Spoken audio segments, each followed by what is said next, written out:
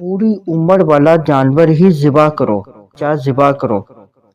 3 قسم کے جانوروں کی قربانی کر سکتے ہیں۔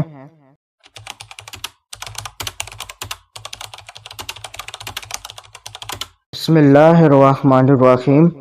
آج کا ہمارا ٹاپک قربانی کے جانوروں کی عمریں۔ حضرت جابر رضی اللہ تعالیٰ عنہ سے روایت ہے کہ سیدنا رسول اللہ صلی اللہ علیہ وسلم نے فرمایا، قربانی کے لیے شریعت کے بیان کردہ معیار کے مطابق پوری عمر والا جانور ہی ذبح کرو، لیکن تم پر دشوار ہو تو بھیڑ کا 6 ماہ کا بچہ ذبح کرو۔ 3 قسم کے جانوروں کی قربانی کر سکتے ہیں۔